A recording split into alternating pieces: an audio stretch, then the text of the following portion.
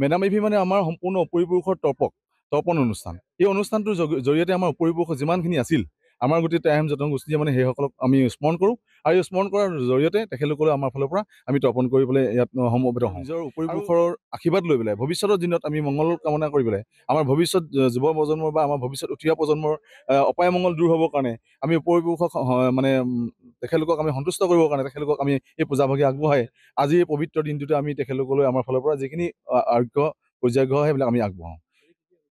আজি প্ৰথমতে আমাৰ পতাকা উত্তোলনৰ পৰা আদি কৰি আমাৰ মৈদাম তৰ্পণ হৈছে, বৃক্ষৰোপণো হ'ব এতিয়া। তাৰপিছত আমাৰ বানফি পূজা ভাগি হৈ গৈছে ইতিমধ্যে। তাৰপিছতে আমাৰ আছে এতিয়া প্ৰতিভা সন্ধানী এটা প্ৰতিযোগিতা ৰাখিছোঁ সৰু ল'ৰা ছোৱালীবিলাকৰ মাজত। তাৰপিছত আমাৰ দুপৰীয়া 1 বজাৰ পৰা আমাৰ মুকলি সভাখন আছে। মুকলি সভাখনত আজি আমি দুটা বিষয়বস্তু ৰাখিছোঁ যে টাই আহোমসকলৰ এই যিটো মেডাম মে ফি তাৰ প্ৰাসংগিকতা কিমান দূৰ আছে আৰু নাই, তাৰ ওপৰত এটা সম্পূৰ্ণ এটা আলোচনা চক্ৰ হ'ব।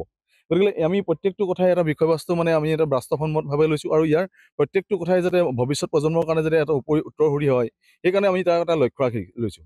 আৰু দ্বিতীয় কথাটো হ'ল কি আমি সম্পূৰ্ণৰূপে আমি আমাৰ নিজৰ যিটো পৰম্পৰা অনুযায়ী আজি আমাৰ এটা দুপৰীয়া আহাৰ এটা ৰাখিছোঁ, আমি আহাৰ গ্ৰহণ কৰা এটা কাৰ্যসূচী আছে। আহাৰ গ্ৰহণ মানে কি, প্ৰত্যেকে কয় যে মেডাম মে ফি মানে মদ আৰু গাহৰি।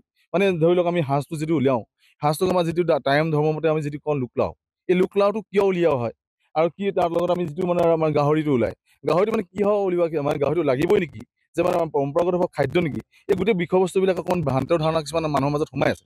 গতিকে আমি সেইবিলাক সম্পূৰ্ণৰূপে পুংখানুপুংখভাৱে গোটেই প্ৰত্যেকটো বস্তু আমি প্ৰত্যেকজন ব্যক্তিয়ে যাতে জানিব পাৰে, সেইকাৰণে মেডাম মে ফি উৎসৱভাগি কেনেধৰণে উদযাপন কৰোঁ আৰু ইয়াৰ কি প্ৰাসংগিকতা আছে, এই বস্তুটোৰ ওপৰত মানে সম্পূৰ্ণ এটা আলোচনা হ'বলগীয়া হৈ আছে। গতিকে ভাবোঁ যে মদ আৰু গাহৰি মানে মেডাম মে ফি নহয়। মদ আৰু আমাৰ মানে মদ মানে কি আপোনাৰ যিটো আমাৰ লোকলাও, এই লোকলাওটো আমাৰ গোটেই বস্তুটোৱে সম্পূৰ্ণ আমাৰ যিটো আমাৰ পূজা ভাগ আপোনালোকে দেখিলে, এই পূজা ভাগত সেই লোকলাওটো দিলে কমপ্লিট হৈ যায়। মানে তাত আমাৰ 100 এবিধেৰে যিটো ব্যঞ্জন লগাই আমি যিটো মানে তৈয়াৰ কৰে, এই বস্তু মানে এই দ্ৰব্যভাগি আগবঢ়াই দিয়াৰ লগে লগে সম্পূৰ্ণ পূজাভাগি সম্পন্ন হয়। তাৰ লগতে আমাক কণী দিছে আজি, আৰু আনকালে আমি কুকুৰাও দিওঁ। গতিকে এই বস্তু প্ৰত্যেকটো বস্তুৱে আমাৰ মানে পূজা ভাগৰ পৰম্পৰাৰ এটা অংশ হয়। গতিকে মই কওঁ যে মদ আৰু গাহৰি বুলি যিটো মানে ধাৰণা আছে মানুহৰ মনত, আৰু বিভিন্ন জনগোষ্ঠীয়ে পাতে যেনেকৈ আলি আই লৃগাং বুলি ক'লে আমি মানুহ দৌৰি যাওঁ, তাত সাজ পাম, লাও পানী পাম।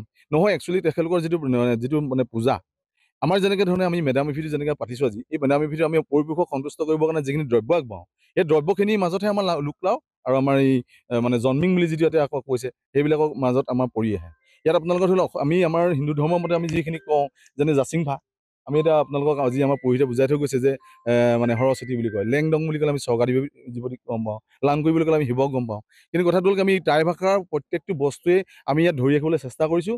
যদিও আমি টাই ভাষাটো আমি কমপ্লিট নাজানো, হ'লেও আমি ইয়াত ধৰি ৰাখিব বিচাৰিছোঁ, আৰু সেয়ে আজি এই পৰম্পৰাগত আমি এটা গতিধাৰা অব্যাহত ৰাখিছোঁ।